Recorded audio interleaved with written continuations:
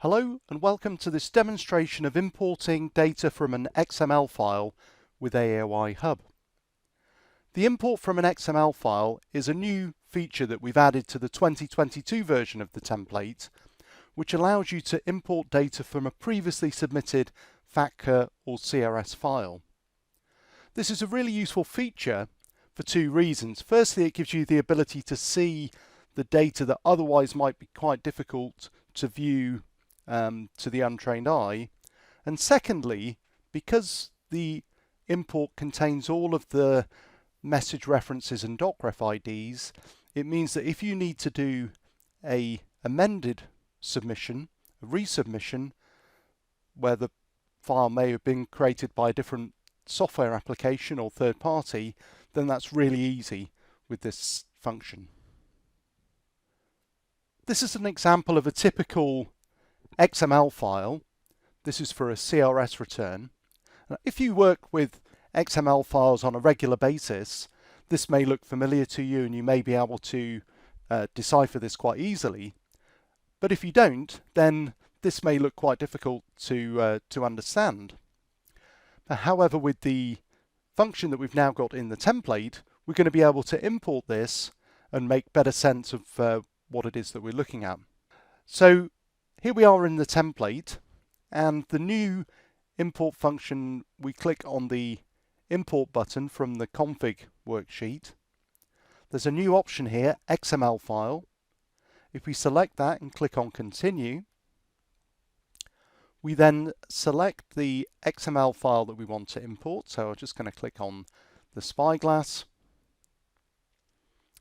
select this file here, click on import to continue.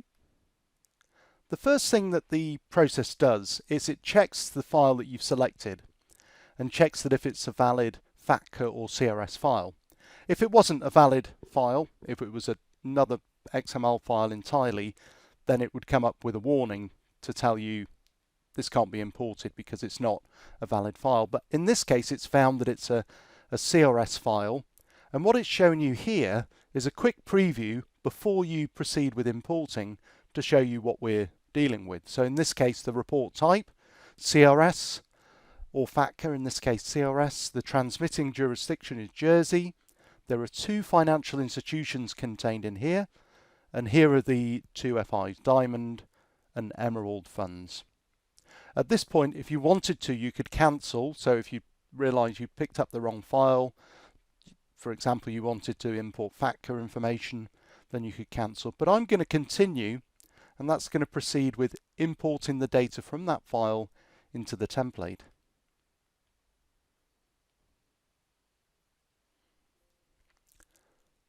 The import's now complete.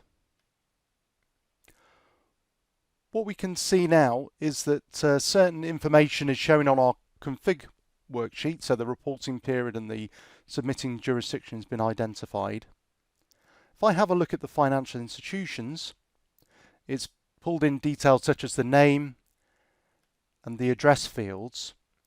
You'll note that there are some errors that have been highlighted.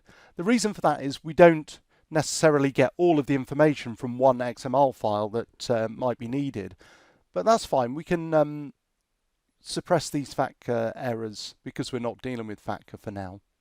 Just update that.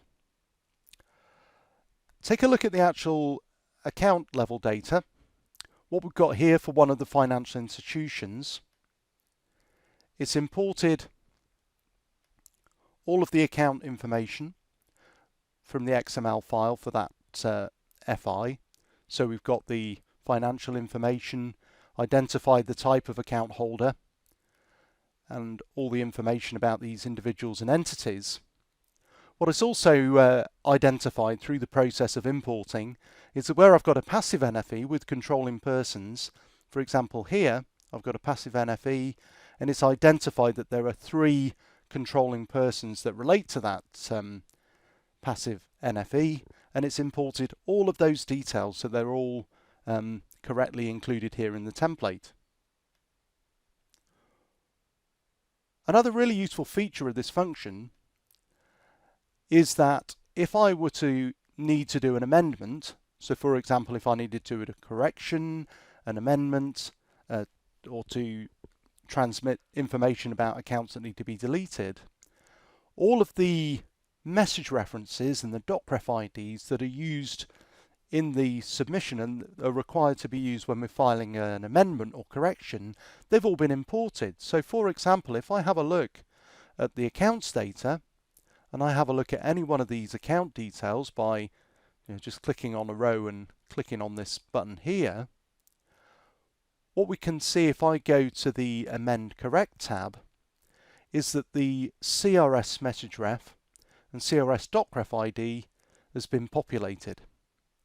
So that if I were to say I need to include this account in a correction, I could proceed by selecting that and then proceed to file an amended report. The details are also included on the audit trail so that it shows that you've imported CRS or FATCA information and gives you the date, time and user on there as well. We hope that you found this video useful. Please look out for further updates on our YouTube, LinkedIn and Twitter.